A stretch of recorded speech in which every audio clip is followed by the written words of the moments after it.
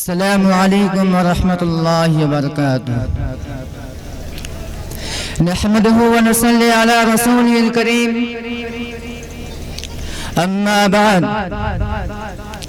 اعوذ باللہ من الشیطان الرجیم،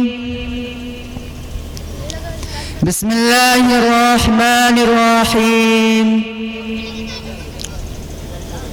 فإذا برق البصر وخسف القمر وجمع الشمس والقمر۔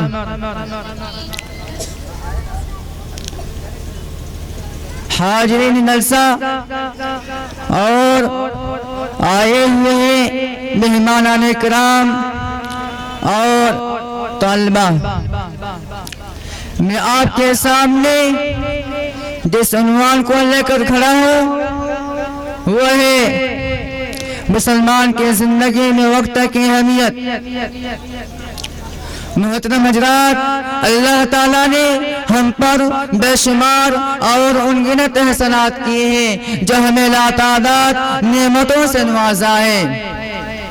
اللہ تعالیٰ کا فرمان ہے، اللہ وہ ہے جس نے آسمان اور زمین کو پیدا کیا اور آسمان سے پانی برسایا، پھر اس کے ذریعے تمہارے کھانے کو پھل پیدا کیے، اور اس نے تمہارے لیے کشتیوں کو مسخر کیا کہ اس کے حکم سے سمندر میں روا ہو، اور دریاؤں کو بھی تمہارے لیے مسخر کیا۔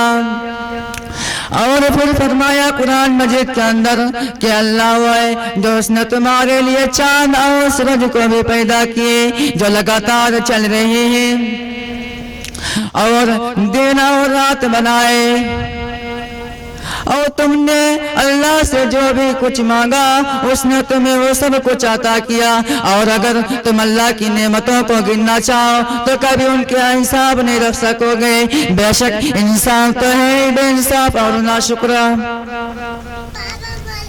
ان آیات میں غور کریں تو اللہ تعالیٰ نے اپنی متعدد نعمتوں میں سے ایک نعمت خاص طور پر ذکر فرمائی، اور وہ ہے دن اور رات۔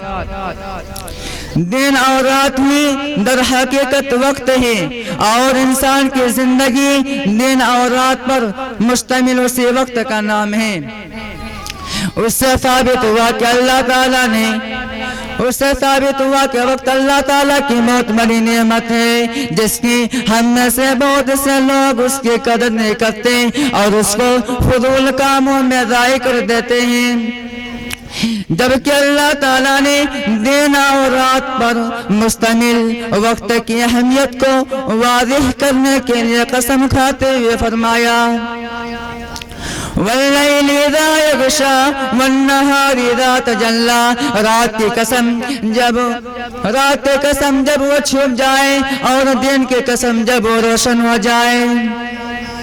چنانچہ فجر کے وقت کی قسم کھاتے ہوئے فرمایا، والفجر، فجر کے وقت کی قسم، اور چاشت کے وقت کی قسم کھاتے ہوئے فرمایا، والضحیٰ، چاشت کے وقت کی قسم، اور عصر کے وقت کی قسم کھاتے ہوئے فرمایا، والعصر، عصر کے وقت کی قسم، یا اس کا زمانے کی قسم بھی کیا گیا ہے، جو اس بات کی دلیل ہے کہ یعنی زمانہ وقت اللہ تعالیٰ کی بہت بڑی اہمیت رکھتا ہے۔ سیف النعمہ رحمۃ اللہ علیہ کہتے ہیں کہ بندے سے اللہ تعالیٰ کی اراد میں ایک علامت میں سے ایک علامت یہ ہے کہ وہ اسے اس چیز میں مشغول کر دے جو اس کے لیے نفع بخش نہ ہو۔ اور بعض لوگ اپنے دوستوں کے ساتھ گھوم پھر کر یا ان کے ساتھ مختلف محفلیں منعقد کر کے اپنی فارغ اوقات کو اضائع کر دیتے ہیں۔ جب انسان گناہ کرتا ہے اسے کہا جاتا ہے ڈر اللہ سے قیامت کا دن آئے گا، تو وہ الٹا سوال کرتا ہے، یسأل ایان یوم القیامہ، ارے تم قیامت چلاتے رہتے ہو، قیامت ارے کب آئے گی تو ٹائم بتاؤ، آئے گی تو تاریخ بتاؤ، آئے گی تو کتنے سالوں کے بعد آئے گی بتاؤ۔ سنو اللہ تبارک و تعالیٰ نے اسے کا جواب دیا ہے، فإذا برق البصر وخسف القمر وجمع الشمس والقمر.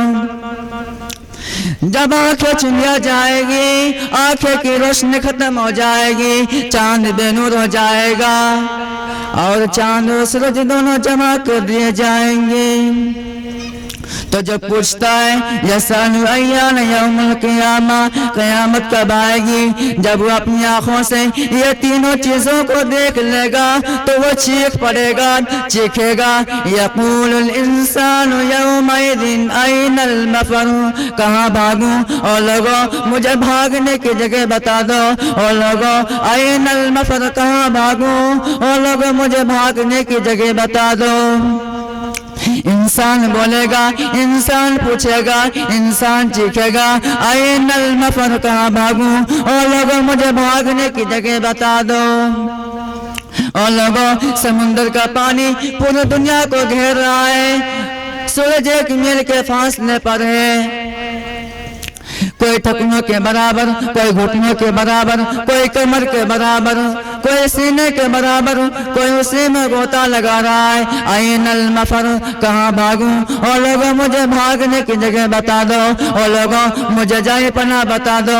اوپر سے آواز آئے گی کلا لا وزر، آج کوئی بھاگنے کی جگہ نہیں، جہاں وہیں رو.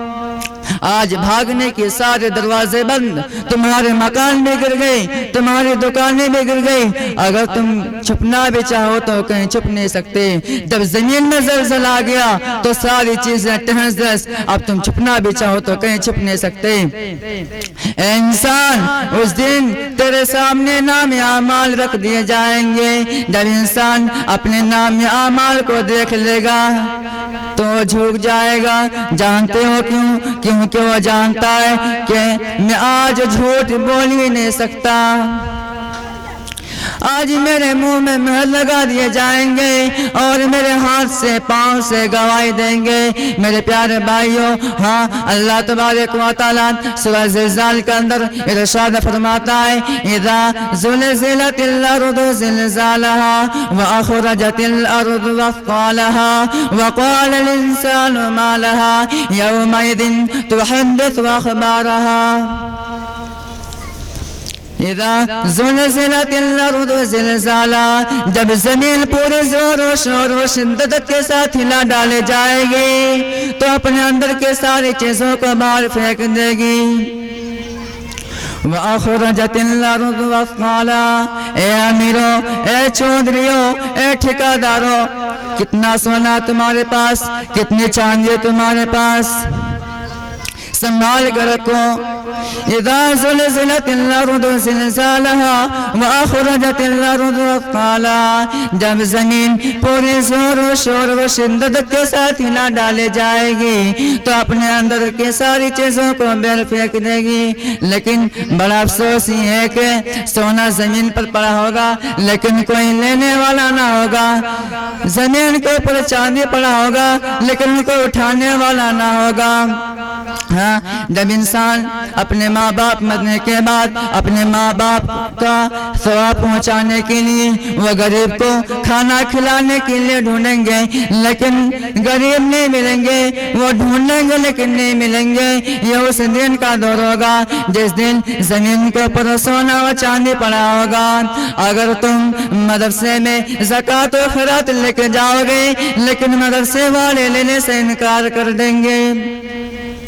یہ اس دن کا دور ہوگا جس دن زمین کے اوپر سونا و چاندی پڑا ہوگا. اذا زلزلت الارض زلزالها واخرجت الارض اثقالها وقال الانسان ما لها، جب انسان اپنی آنکھوں سے دیکھ لے گا تو کہے گا وقال الانسان ما لها، انسان کہے گا ارے اس کو کیا ہو گیا، ارے یہ زمین ایسا کیوں کر رہی ہے، ارے بتاؤ نے زمین ایسا کیوں کر رہی ہے. وقال الانسان، اس کو کیا ہو گیا، اس کو کیا ہو گیا، ما لها، اس کو کیا ہو گیا. یومئذ تحدث اخبارها، اس دن یہ زمین انسانوں کے حالات بیان کرے گی، ایک ایک گھنٹے اور ایک ایک منٹ اور ایک ایک سیکنڈ کے بارے میں بیان کرے گی.